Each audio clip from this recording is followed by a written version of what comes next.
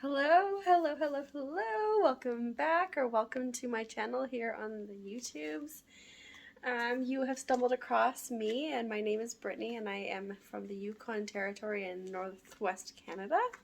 And this is where I like to document my crafting with fiber journey. I'm a knitter, and I'm a hand spinner, and I'm a mother and a wife. I'm many things, and caught in the moment, you can't think of it all, but I like to think that I'm a creative person, and I'm the kind of person who has to just dive right in and figure things out on my own. And I like to have resources to refer to and lots of friendships. So that's where we're at. It's been a little bit of a while since I've last done a normal podcast for you guys, because the last one, if you guys got to see, was with Loretta from Knit My Way Home. That's a podcast here on YouTube, and I'll link her below. I'm going to try very hard not to click this pen, because I know you guys are going to probably hate that. Anyways, I've got lots to share with you. Very little knitting, and a lot of spinning and fiber to talk about. So let's dive in, and I hope you got a nice hot drink wherever you are, whatever time of day it is. I'd love to know where you guys are watching from. And I am so sorry. In the last video, just after posting that video with Loretta, I got sick, and I was sick for like 4 weeks, and I had so little energy that I don't even know if I replied to anyone's comments on the last episode, but I read them all, and I'm really so thankful for all of your wonderful comments that you guys shared about our little chat together, and we do hope to do another one together. It was fun, and it was nice to sit with somebody and, you know, chat about the things that we're passionate about. So yeah, I do have a list of things. I will endeavor to refer to it so that I don't go off topic, or at least ramble on for too long. So yeah, I'm wearing my Wool and Honey. I believe it's been featured on the podcast before, and it's knit in the Canadian singles yarn, which I offer in my business, which is called Crux Fibres. And so it's hand-dyed yarn, and this is just not a color that's in the shop, but I do have other yarns in the shop right now. It's a fingering weight Canadian wool and spun yarn that comes from PEI, from the mill McCausland Woolen Mills, and so I've been sourcing my woolen spun yarns from them, and it is just the perfect yarn for this sweater. It has great memory. The gauge, I didn't even gauge swatch. I used the recommended needle size, and I used a total of 3 skeins. So I'm about a large to XL. I'm a little bit broader, but not very large in chest. I think I'm about a 44-inch chest. Yeah, so I did probably one of her size 4 or 5, probably 5. And this pattern is by Andrew Mowry, the Wool and Honey. So yeah, it's originally designed in Brooklyn tweed. Maybe the shelter, I'm not sure. So it's fingering weight, knit row, purl row. Yeah, so it's garter. And I really love doing these details. It really got me through knitting the whole garment. And I did sleeves that don't go all the way down, and I have no regrets. And it comes to about it's not cropped, and because it's garter, when I blocked it, it didn't grow much in length. I don't remember. I could stand up, but I'm too cozy, and there's things all around me, so you'll just have to trust me and check out my Ravelry. Woo, that's the word to say. Ravelry page, because I do have it up on there. So that's what I'm wearing, and it's almost Love Day, Valentine's, Galentine's Day, and I'm having a bad hair day. And my bangs, I did cut my bangs. If you saw on social media, I did give myself a nice curtain bang, so that's fun. And so wearing this, got a little red over here I'll talk about, some fiber over here I'll talk about, and I'm sitting in a chair in my bedroom with a fleece from my shepherd's flock. And when I say my shepherd is Sierra from Crocus Country Shepherdess, and I've been buying most of her wool clip and just recently all of her wool clip to have spun into my yarn, which is called low mileage wool. So this is where we're going to segue into the next part of this channel before showing some knitted things and yarn. So low mileage wool is my custom spun yarn from a flock of sheep that are Gotland and Blueface Leicester cross. Every sheep has a different percentage of those bloodlines of Gotland or Blueface Leicester. Part of the flock is higher percentage Gotland, and part of the other flock is higher percentage Blueface Leicester. So one sire is higher Gotland and one sire is higher Blueface Leicester, and there's a ton of ewes because that's how we roll with raising sheep. More ewes than rams. And there are some wethers as well. So wethers are just when the male sheep are castrated. Fixed, yep. Taken away their... Anyways. And then they become fiber wethers. So they're there for their fiber, maybe some company for the rams, who knows. So the segue is I launched as of January 1st a make-along called the Low Mileage Wool Make-Along. My yarn line is called Low Mileage because I am wanting to spark in you the conversation or the idea of this yarn not having low yards, but a yarn that has not traveled around the world to different countries for different processing, but that it's grown in Canada and spun in Canada. And so my low mileage make along is for you to choose either my yarns, my fibers, or another small business or farmer's fiber or yarn to create something that is traceable. So you know where the fiber or the yarn came from, and you know that it's where it's been at least treated, not treated, processed. So is it processed in your home country or your own state or your province or your town? That's that. So it's a year-long make-along. We just had our 1 month finished object submission. I still haven't drawn a winner, and if I have by the time I post this video, I will mention it right here, and let you know where to contact people or myself for a prize. And then the next one will be at 6 months. That's the next prize draw, and then the next one after that will be the just before the new year. So the next prize draw, I think I was gonna do summer solstice, and then the winter solstice or equinox. Solstice is not the same thing, is it? I always get confused. I always say solstice here. Anyways, so June 21st and December 21st will be the next prize drawing, and where you can submit your WIPs. You can use the hashtags right here on Instagram, or you can go and join the Ravelry group where you can post photos, have chats. I haven't been very active on the Ravelry page, but there are other people there, so feel free to go check it out. There's about 40, I haven't checked in a while, but I feel like there's like 40 members or so. We had some people with some wonderful submissions. I've got sweaters.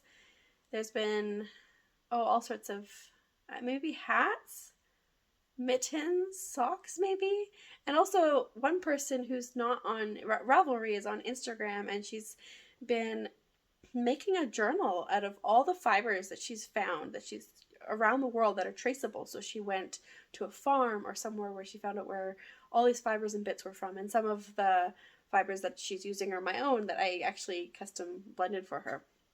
So that's really exciting. I hope that you would love to join my low mileage wool. The parameters are you need to use a yarn that is traceable, so you know where it's been grown and where it was milled. I don't have like crazy high restrictions. I just want you to think about where can I find something that I know is in-house, you know, so that you can endeavor to go and find something that is nearby, because we can so often get focused on something that might be a little popular or have a good, that has a good shout out, but there's something that's right next door, potentially. Maybe not, but something very close. And so my hope is that you will go and try to find something that will make your heart sing and that you can craft with however which way you want. Knitting, spinning, crocheting, weaving, felting, scrapbooking, I don't know. Just make whatever and use the hashtags or Ravelry to enter your works in progress and your finished objects. So yeah. So I do have some finished objects. I will start with a hat that I talked about. I actually had knit my daughter a hat, and then I knit myself one. It started out as another, oh gosh, I've forgotten the name. But anyways, it started out as one hat and then turned into the Inver Hat by Aílbiona McLaughlin from Ireland. So I'll just quickly grab that. I really loved this hat construction. It's not like your usual. There's no decreases or anything. It's just a it's just a very unique way to put it together. So this is knit with, the green is my hand spun. And this hand spun I did a little while ago, and actually it's in a few episodes back where I did a cowl and hand warmers for or free mitts for my friend with the headed dog yarn in it. So the green has, I know actually it has Gotland in it and Icelandic and hand dyed merino. There must be silk, and I even think there's some like old Nutiden fiber in here from years ago. I got it from Akara Yarns. We did a little swap, and so I hand spun that, and it's emeraldy green. It's beautiful. And then the gray is Tuko Wool Fingering weight. Is that right? Yes, it is. And then I held a strand of just white bear mohair. Excuse me. And my hair's up, and I would love to put it on, but I'm sorry, but I can't. So you'll just have to trust me that it looks good. It is cozy. When I thought I was long enough, when I knit Sybil's hat, I thought I was long enough, and then I sewed it up, and it was actually not long enough. So I had to re-knit some more. I had to add several more rows for my hat, but for Sybil it was okay for her. It just was too small for my head, and I think I even had the same stitch count cast on. 96 stitches. Yeah, 96 stitches I cast it on for her hat and for this hat, because this was supposed to be something else. But I looked at the pattern, I was like, oh, this would go with this my cast on, because I was only working on the ribbing. I was supposed to do like a chunk of ribbing this far. My hands were just not having it. I've been getting lots of numbness, and so I decided to change it up and just knit this hat, because why not? So I love it. It's great. I have so many hats, and I wear them all. I just circulate through them all. And so yeah, the Inver Hat by Aílbiona McLaughlin, and I used the same needle size as well as what's in the pattern. It's recommended. And if you don't know Aílbiona's patterns, she gives like really good detailed descriptions on how to modify the pattern. Or if you wanted to knit this hat in, say, fingering weight, DK weight, worsted weight, maybe even bulky. No, I don't think so. But I'm pretty sure that this pattern gives instructions on how to make this hat with different yarn weights. And I appreciate that. Yeah, designers who do that, they deserve every penny. And I don't know why they do sales. I know I do, but you don't need to do a sale if you're a designer. Get paid what you're owed, what you should earn. So I hope you like the hat, and I hope you go and get the pattern and make one for yourself as well. So next up is some socks that I knit on a weekend away. So January was my birthday month, and so for a weekend away for my birthday, my husband gifted me a weekend away to go spend with my friend Melissa. And Melly Knits, who I've spoken about before, who's on Instagram, is how we met through our love of fiber and yarn. She came out to visit me to spend the weekend at the cabin, and it was wonderful. It's off-grid. There's no power, no electricity, no running water. You haul out your water, and you sit by candlelight at night and knit or spin. So we did a weekend of knitting and spinning, and so I worked away just on these socks and a sweater, which I have finished since. So this yarn I've talked about before. It's similar to this yarn here, spun at the same mill. So this is not the yarn, but similar, very similar because of the type of sheep breeds, or down wool. So this sock yarn is also from, this yarn is from Macawson Woolen Mills that I've dyed. So this is undyed, and then this is dyed. So this is a gray base. And so the colorway here is Gold Rush, and then this is just bare. And the little spots you're seeing is because when I was at the cabin, I finished them and I was wearing them for like a day or two. That's just sap from when we were feeding the fire. So if you've been around a while, you know I like my toe-up socks. I do like a long cuff to go up because I often have my socks fall off in my boots, and it drives me nuts. So longer cuff the better, they don't fall off. And so I started with a cast on of, these are self-drafted socks. Started with a cast on of 16 stitches, so 8 per needle. And I didn't use the Judy's Magic cast on. I do something else. It's called a Russian cast on or Turkish cast on. I can't remember, but I'll pop it below if I remember. And you basically just have your 2 needles, and then you wrap around your needle, and then you knit across one needle and then the other one. So Judy's Magic cast on has this weird like twisting of the stitches, but this other way is not faffy, very, very easy. So I had a total of 16 stitches, and then I increased every row until I had 32 stitches, and then I did 2 rows plain, and then a final increased row up to 36 stitches. So I'm usually like a size small to medium sock, so like the 7, I guess it's the 7 inches or something. I don't know. So basically I just increased until I could reach from my big toe over to my pinky. I just wanted it to reach. I wanted it to have some, negative ease. And then I knit until I reached the, so when you're standing right here where your foot is, so it'll be up further on your foot, but I knit until I reach that part before my ankle starts to go up. And then you start then you start knitting your Fleegle heel. So you gusset and then short row, and then back to your normal stitch count, and then up you go. And I did a garter, a reverse stockinette, no, garter, garter cuff, which I really love. And so this is a woolen spun yarn. This is not a sock yarn.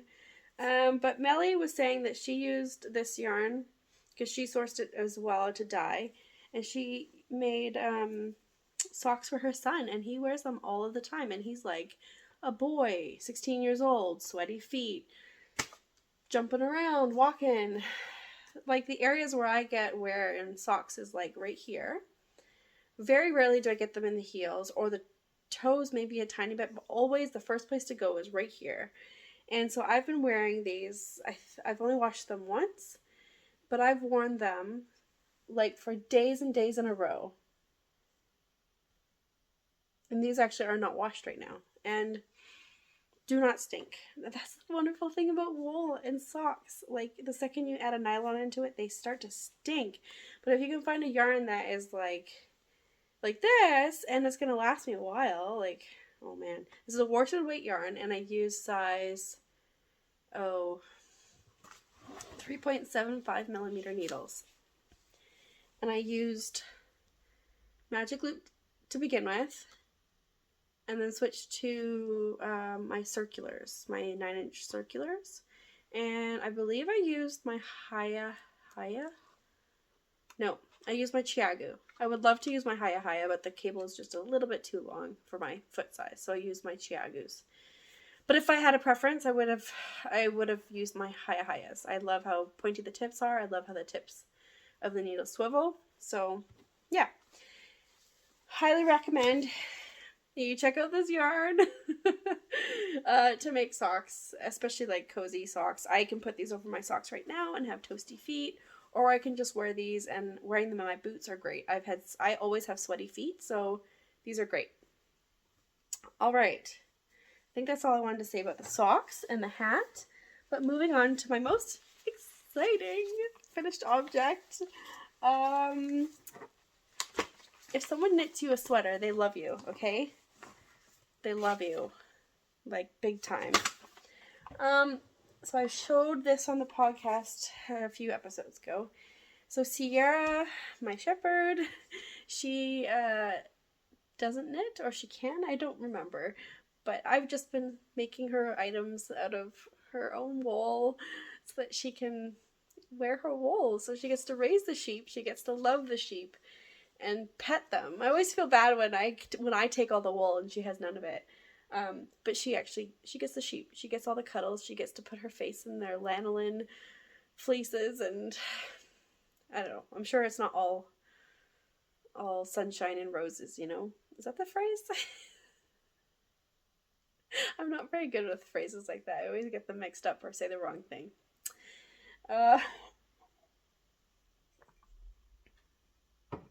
So I knit the Pink Velvet by Andrea Mowry. She seems to be featured a lot on this podcast, hey? And here it is. I don't want to put it on because Sierra is a bit smaller than me, so I don't want to stretch this. But I find circular yokes can always be a bit bigger up top. But this worked out okay. Isn't that lovely? I know it's just gray and white, and some people think gray and white is boring, but man, that's my home. So the white I've used Suri Alpaca held double, and then my low mileage wool, which is the Gotland grown on the property. Oh my gosh, I'm not saying it right. It's the sheep's wool from Sierra's flock. Oh my goodness. Oh, I just love this squish. I can't wait to send this to her. I need to weave in my ends. 1 by 1 rib. This is blocked. Look at this, like, the memory in this. Like, my hand spun sweater with Nora's fleece. The same thing is with the cuff. Like, it doesn't stretch out, which is amazing. You'd think something with a finer wool with elasticity would have better memory, but this is like, Gotland is a long wool, medium to long wool, and it's known for its luster, its mohair type quality, like the halo on that. Do you see that? See the halo? And so soft. Like, for me, so soft. Others, you know, people who have major sensitivities would be like, oh, get that away from me. All right now. But this is lovely. Yeah. Highly recommend. I did the decreases, and with this wool, I mean, you can see the decreases, but when you look at the pattern on Andrea, I believe the arms hug her arm. So maybe my stitch gauge changed on the arms. I actually haven't checked my final gauge, but as I was knitting it, it was pretty close to gauge, and I know that this doesn't grow too much when you block it, so I don't know. Just didn't.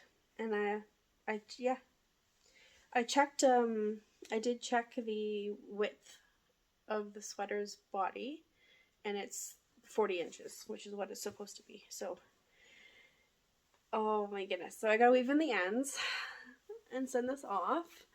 Do you see the slight variegation in this yarn? So I wanted to talk about that because I've seen other people knitting sweaters with this yarn. It's not marled, so my marled DK is a very light marling. So you got your pearl white and your light gray, and when they marl together, they do a barber pulling. But it's very subtle, so when you put it into a fabric, you can see a slight shift of color, not shift, but like a slight marling. And then in this yarn is not marled, but you can see some variegation, slight. And that just happens with the blending of different colors of fleeces at the mill. So, and it just means that when your eyes are looking at the fiber being blended and it looks cohesive and well blended, you really don't know until it's spun and then finally knit up to know how well it was blended. So that's where you get that, but it's also like, I think, a really wonderful characteristic, and it's a variegation that's not pooling. So I love it. I love it. I love it. I love it. I love it. And I cannot wait for her to wear this. I'm so excited. I've been knitting on nothing else but this, just trying to get it done. But I've had a really hard time knitting, and this is like the first time ever in my entire life where I've been having a hard time knitting. And it's because I was sick. There's life happening, hard things happening with people that I know, and I just haven't wanted to knit. I've wanted to just dive right into my spinning, and that's totally okay. And also I've had other thoughts. My other thoughts have been, I'll just talk about that right now. My other thoughts have been that I think I've knit for myself, I don't have a total, but I swear I've knit something like 25 sweaters. And I give a lot of things away when it's not bringing me joy anymore, or if I'm not going for it, I'm not choosing it, and someone comes into my home and they're like, oh wow, that's really beautiful, I'll be like, you want this, you'll wear this, you can have this. So, well, it's not how I really talk to myself, but I've just been giving certain things away because I want to keep making things, but I don't need like a whole closet full of hand knit sweaters, or I have a coat rack where I drape my shawls over, and I don't need a million shawls. I don't need a million hats or whichever, or socks. Socks are harder to give away, but and I use those. So I've just been thinking like, okay, I have what I need right now. I can like not frantically knit all the time. I can slow down and not feel like, I don't often feel FOMO, but there's times where you're just like, I really would love to have that as well. And I am a fast knitter, so I just often will just cast something on always. I always have multiple sweaters on and on the go. And so yeah, those have been my thoughts lately. I feel like I have enough, and I'll keep crafting, and maybe being more intentional with crafting for friends or people like Sierra. So yeah, that's that. I won't go on anymore. So before I move on to my spinning and my fiber, because some people are not here for that, I'll move on to a work in progress, which I started after podcasting with Loretta. I only want to show the one WIP because I have only worked on the pink velvet and then this sweater. We showed the yarn on, oh, just dropping stitches. We showed the yarn on the little, oh my goodness, why can't I do this? On the last episode with Loretta. But it was all in skein form. So I am knitting with Loretta, taking our time when there's no rush, the Houndstooth sweater by Sophie O'Shara. She's on Instagram and Ravelry, I believe. She might have a website, I'm not sure. And she designed this sweater with the houndstooth colorwork motif. I actually don't know the history of the houndstooth motif. I keep thinking, is it a dog, or I don't know. So if you do know, please let me know in the comments below. What is the houndstooth motif and what's it inspired by? A dog? I don't know. So my main color, we both chose to like basically do the same sweater, same colors with like one color difference. And so our main color is the Undyed. This is my Blueface Leicester yarn that I dye, which is spun in Canada with British wool.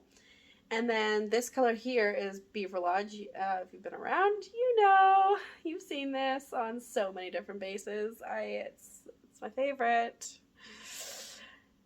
I do have lots of favorites, but anyways. So that is the two main colors. And then in my little basket here, if I can remember where this is from, I will pop it below, but I don't even think she has a... Oh! Jenna Rose! I've got two of her little bucket bags, like leather and canvas. Isn't that cute? Hello Stella showed this off years ago, and I fell in love with it and immediately went and found them. So anyways, I have 1, 2, 3, 4, 5, 6, 7, 8 contrast colors. So starting with Frigid, Blush, Not Enough Houseplants. This is like the lilac color. I think it's called lilac. It was lighter. I dyed it. This is like a light gold color. Well, it's actually my Myrtle colorway. There we go. Myrtle. Silver Tip. Ah! Got yarn. We've got a Ruby Red. This is, I basically took my Rosehip colorway, or no, I took my Ruby colorway and made it darker. Ah! And then there's one more, but hold tight. This is the pop of color you need for this sweater. So it's like, I think I called it Safety First. It was also featured in the kits for the Jock-along that I did. Do you guys remember the Jock-along? Alright, so those are my contrast colors. And Loretta, instead of using a lilac color, has a mauve color. My Mauvelous colorway, which is like a pinky purple. So yeah. Those are my contrast colors. And this sweater is knit bottom up. So I haven't even been able to play with the color yet. But I will show you my progress. You start, bottom up. And then the back has a little, what's that called? Split? Yeah. So it's supposed to be cropped, and I'm knitting this cropped. I don't know if I could do, this is my first entirely all over colorwork sweater, and I kind of want it cropped. I do. And I'm using 3.5 millimeter needles, and I've got gauge of that. So here's the houndstooth motif. Kind of reminds me of like dinosaurs or flamingo. I don't know. What do you see? This little progress keeper, excuse me, is hand painted by the one and only Eden of Crafting Kraken Made. She's a sweetheart. I love her to bits. I've talked about her a lot, so please go check out her podcast. She's a sweetheart, and she could really use some enthusiastic, fun crafting people who don't mind pirate content and lots of fun colors. I think she said her favorite color is green. Anyways, this is the little bead that she's hand painted that was inspired by like different mediums in painting, like ways of painting. So you like your color work, your acrylic, but then there's even styles within those mediums. So yeah, I'm on the third repeat of the stitch motif, and I thought by now I'd have it memorized, but I'm always looking at my chart, and that's okay. I don't have to have it memorized, but John and I often sit in our living room at night and watch TV, and sometimes there's things I just cannot focus, and I'll constantly turn to him and say, "What'd they say? What just happened?" So if I can have something that I can memorize, then I'm not bothering my husband. So I did a lot of spinning since the last time we spoke. A lot of spinning. And first one I'm going to start with is Torfall. Torfall has appeared. I've talked about him. He's the sire to all half of the ewes, I guess, from Crocus Country Shepherdess's flock. And I had his lamb's fleece. It just took me forever to get to spinning it. Not because I didn't want to. You have to be in the right mode. Oops, I just bumped this. Sorry, guys. You have to be in the right mood. And I don't like stopping and starting spinning. If I'm doing a larger project, I want to, oh dear goodness me, I want to dedicate quality time towards it so that I can have a consistent yarn, and I don't care so much about a consistent yarn, but if I'm doing a yarn that's specific for a project, I'm not doing this specifically for a project, but I knew I needed a decent amount of yards because I want to knit a sweater.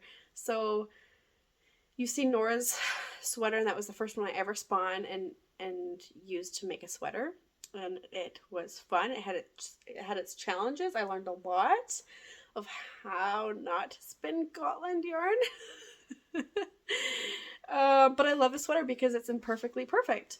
So Torfall's fleece, I keep looking at the wrong place. So Torfall's fleece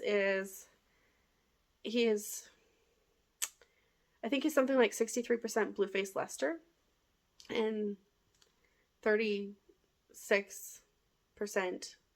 Gotland. So he, I don't actually, maybe I do have his locks. I will go grab one. Hold please. All right, I'm back. So his locks, his fleece, when I first got it, was like this charcoal black, just stunning. These little locks, so nice length. We were somewhere between 3 and 4 inches. And this isn't the best locks to show off, but he has these tips and a wavy curl, and he also had some curls that were like ringlety, which were a challenge to pick open. And I didn't have all the right tools, so I did a lot of carding. I think I carded his wool about 5 or 6 times before I could actually spin it, and even still I was like, could have used another one. But we got them done, and these are, I always keep some locks so I can show you guys, or show people, use them as props in my posts, my pictures. And I have some stats on my yarn. I did check yardage. So I have a total of 357 grams. A lamb's fleece this size would be double that almost. But I split this fleece with Melly, so she spun the other bit when we were at the cabin. She did a lovely, like, DK to worsted weight yarn. So this and this little cake here, this was my leftovers, so I'll talk about that. So these 3 skeins, I basically filled 3 bobbins full on my e-spinner. My e-spinner has bigger bobbins, so I can get more yarn on them, especially if it's woolen spun. Woolen spun means fills up the bobbin like this. So this is an 8-ounce bobbin, but I've got 4 ounces of fiber on here because it's woolen spun. It's really airy and it's filling up a lot of space. So I wanted to not have to fill up multiples past 3 bobbins. So on my polywog treadle wheel, the bobbins are 4 ounces, and woolen spun I can get almost 4 ounces of fiber on there. So there you go. I've got each skein weighed, and then so each skein, they were like, one was 126 grams, one was 101 grams, one was 117 grams, and this little guy is 13 grams, and they all vary. So based on their weight, and then the yards are the biggest skein here is 362 yards. And I checked my grist. I forget what the grist was, but the grist was in the ballpark of sport weight, and grist is your yards to pound. So depending on what type of fiber you're working with, that fiber can yield a certain amount of pounds, can yield a certain amount of yards to the pound. And Gotland is a lower grist. You can say something is DK weight, but it could be like 20 yards, but a merino would be like 320 yards. So that's the difference between different fibers, if they can yield different amounts of yardages. So I was very pleasantly surprised with my yards in this. I aimed for about a fingering to sport weight, and I would have been happy with a sport weight, which is what I got here. So that was a total of like 987 yards, give or take. So after I spun this, I decided I would finish spinning a fractal yarn I had prepared, but I just never got around to finishing it. Color, I'm not led in my spinning with color. I'm led in my spinning with the different types of fibers. and yarn results. So this is it. This braid came, the fiber that I got was dyed by Crafty Jacks. Katrina is in the Vancouver area, or Langley, I think she might be in Langley actually. And she has lots of different fibers that she'll dye. This one here is a Blueface Leicester Mohair. I've spun and I've knit socks out of the same fiber blend, and my grist was a lot lower, but I still had some socks. I got a whole set of socks out of them, and I'm okay with the grist that I got, the thickness of the yarn, the density of the yarn. They'll be like harder wearing, but one of the things as a spinner you like to see is how can you maximize the amount of yards you can get without creating a really dense yarn. So this, I actually haven't checked all my stats on this yarn, and I don't really care. It's looking at Torfall, they would match. And I'm thinking of pairing these together in a sweater. So a fractal spin is where you get yarn so you have one section of color that would take longer. So like you take your braid and you split it into 3. One split, you spin from end to end, and there's colors in that braid. So you would, with that one split, you would take a while to spin through all of the colors. The second split, you break down even more from end to end. You split it down even more and then spin them end to end. And so the color changes happen quicker. And then the third split, you do the same thing so that you can change through the colors even faster. And then when you ply them all together, what you're having is this fading effect. So each singles is fading through its colors, but each singles is fading through the colors at different rates. So then what you get is this color shifting yarn.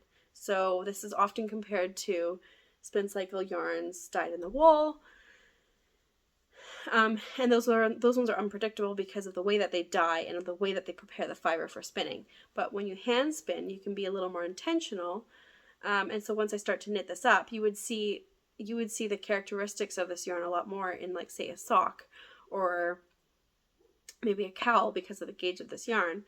But in my sweater, it's going to be very subtle. It's not going to be blunt. You can see there's a lot of blues in here. I'm anticipating the blue and the yellow to stand out pretty dominant. The pink and the purple in the spin, every time they did come out, I was excited because you don't see those colors very often. So I know, because of how much I spun this, and looking at it, the blue and the yellow will be more dominant, and you can see some teal in there. So it's a really beautifully balanced yarn with color, and I'm happy. They're not quite my colors that I would go for, but I initially had got this to make something for my daughter, and now I'm thinking of adding it to my sweater.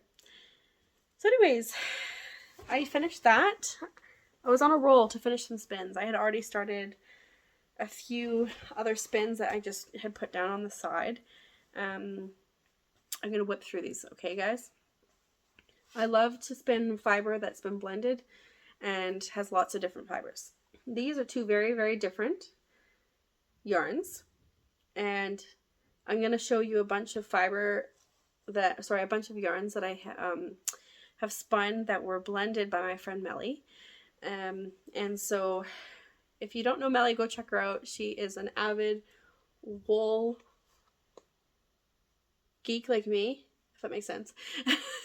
We love to work with Canadian wools. We love to find the wools that are usually the rejects, the wool that is considered maybe not textile worthy, but actually is, just because it's covered in vegetable matter or is filthy doesn't mean that you can't make that into like a beautiful, beautiful yarn. So this one here that I've spun, which is honestly is becoming one of my most favorite colors, a mauve. I love you. I love this. It reminds me of the tall bark colorway, actually, very much so. Tall bark from my sweater that I knit, the Lennox pullover. Okay, so this has llama and alpaca from TLC Alpacas in Ontario. 20 grams of the BC burn pile. That's Melly's fleeces that she gets that are usually just tossed in the garbage, but makes beautiful. Some Jacob from Get Bents in Manitoba, some Merino Benridge Woolworks in the UK, and some Wensleydale from Dover Farms, Nova Scotia. So mostly Canadian yarn, and I spun this beautifully. I think it's beautiful. You can see some textures in there, and this knit up would be lovely. It's did I do a 2-ply?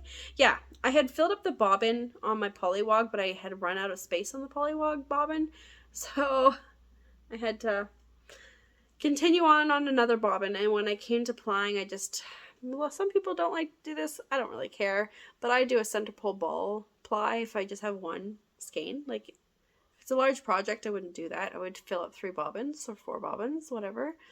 But this was just one bat. I don't care. So center pull ball plying, beautiful. Love it. Mauve, pink, purple, gold. It's just stunning. I wish I could show you in person. And then this one here is what Melly calls her YOLO. This is a 3-ply. I filled 3 bobbins full, and you guys, if you're a spinner or if you're not a spinner, filling 3 bobbins full and plying them and having no waste at the end, you're like, what did I do right? Because how often does that happen? How often do you not have any waste at the end? It's hard. This is only the second time that's ever happened. Second time. Anyways, Yellow Dark luxury fiber blend with Castledale, which comes from Australia. It's a improved, or like not improved. It's a developed breed that a farmer has made with their flock. There's yak and silk, baby llama, and cashmere. So there's some really fine wools in here. The only one that's longish is the Castledale, and that is so nice to spin. It's like, if you like Corriedale, Castledale is maybe 10 times better. Like, as nicer. It's just it's a nice long wool. It's so beautiful. Really lovely to spin. So smooth. And all of my spinning, I generally do a woolen draft. Short backwards or long draw. If I do a forward, my hands get sore. But that fractal I did spin short forward. Sorry if I'm jumping around. But anyways, the YOLO 3-ply, beautiful yarn. I didn't check the yards or the stats on the wraps per inch. I would say is probably a 10 to 11, so it could be anywhere from a DK to a worsted weight yarn. Given that there's a lot of non-wool fibers in here, I would say I'm going to be lower in the yardage department because it's not a whole lot of sheep's wool in here. Yeah, I don't know what the percentages are. Anyways, I'll have to ask Melissa and see what she says. It's beautiful. I love it. So lustrous. It's super, super soft. So that was all the yarn that I spun that was trying to clear off bobbins. We are currently now in my living room on Valentine's Day. It's been a little bit since I filmed the part that you have just seen. But I thought I would come back when I had finished my hand spun yarns that I was working on during just a break that I had. And I am so happy with this yarn. 3 of them contains Nora's wool. Nora is, you know Nora, my Gotland sheep. That's not my sheep. And this one here is sort of the wool that would have been thrown into a burn pile, into the garbage to be composted. So I have hand spun these yarns. These colors all lurk in my mind. These yarns all look really wonderful together. I could not be more happier. And so I'm going to insert some footage of this yarn up close so you can see the beauty in them.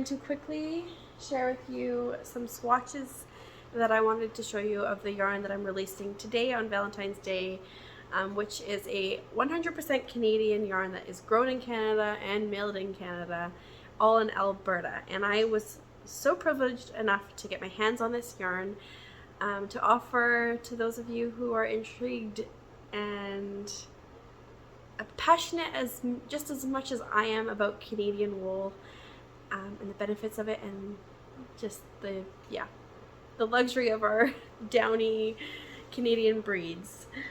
This is Canadian wool as well. So this is a swatch I did on a 4.5mm needle, or a US 7.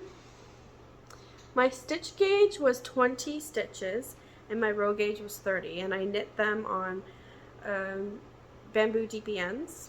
And I think having that bit of detail helps people, because if you're an experienced knitter, you know that you get difference in row gauges based on whether or not you're using metal needles versus wooden needles. So I love the fabric that this yarn makes. The yarn is from a sheep breed called Clun Forest, and I'm pretty sure on this farm they're crossbreeds with some Rideau Arcot. So the fiber length was long, and it is a creamy color. It's lofty, it's soft, it's springy, has great memory. So it's sturdy and it has great memory as well. It has a slight bit of luster, but mostly it's pretty well typical Canadian kind of wool that you would find. However, this wool takes color just beautifully. So I will insert some footage, and you can also head over to my website to take a look at the colors on a web browser. I also did a crochet swatch with a 4.5mm hook. Forgive me, I don't know the name of the US size. It's just a teeny tiny little crochet swatch, but I enjoyed making it. You can see the definition of the stitches, which is nice. And yeah, so this is a limited yarn.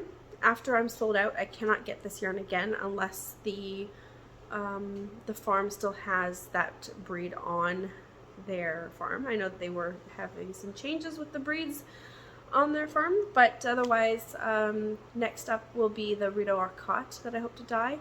I do have some more undyed Clun Forest just for those people who would like to special order something, but otherwise, yeah, I'm so excited to get this yarn into the hands of you peoples. And I also have Suri Alpaca that is coming to the shop today. So if you are just seeing this now, you can go to my website to check out some Suri Alpaca. I've dyed Provence and ptarmigan on the yarn base. So that's what I have for you guys.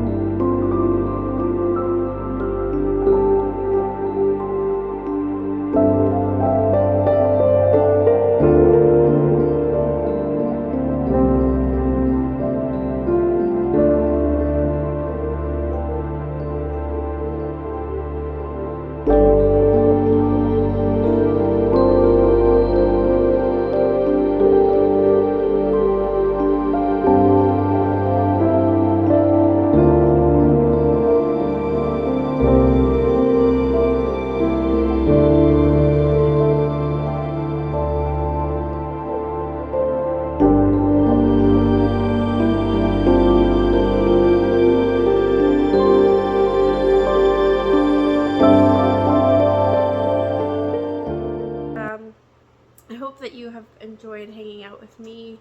I feel a little scattered in this episode. I'm not gonna lie, I've had some self-doubt, just putting myself out there, but I know that people who are here, they're watching because they want to, I guess, follow along my crafting journal or my journey. And there are some things I love to share and talk about. There were some things I wanted to bring up in this episode, but I feel like I just need to spend some more time with them so that I can come to you with a little bit more knowledge of things that I've explored and learned. Yeah, and sort of have my head a bit more wrapped around the ideas of things that I want to present to you. So I hope that you've enjoyed this episode and that you've been inspired in your own crafting journey. And if you would like to subscribe and like and comment on this channel, it's much appreciated. I do have a Ko-fi that's, I believe, linked below. It will be linked below. So if you were interested in supporting me there, you're welcome to. Otherwise, I always love hanging out with you all, and I love hearing your comments about where you're from in the world and what you're working on and what's inspiring you. So yeah, on this Valentine's Day, I hope that you can embrace how much you are loved, and trust in that you are valuable and you are wonderful in this world and you belong. So until next time, my friends, keep crafting, keep exploring wonderful things in the arts that you love, and we'll see you next time. Bye for now.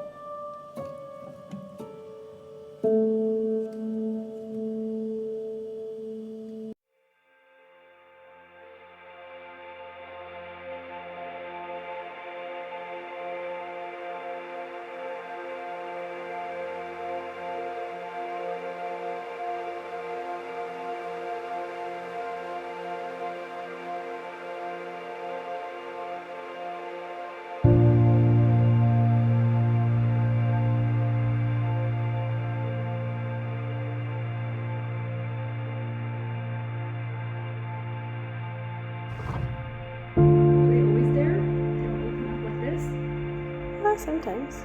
They're always like this, like a uni ear. Yeah. Eggy. I feel like they You need to poor be... buddy. You know what the problem is.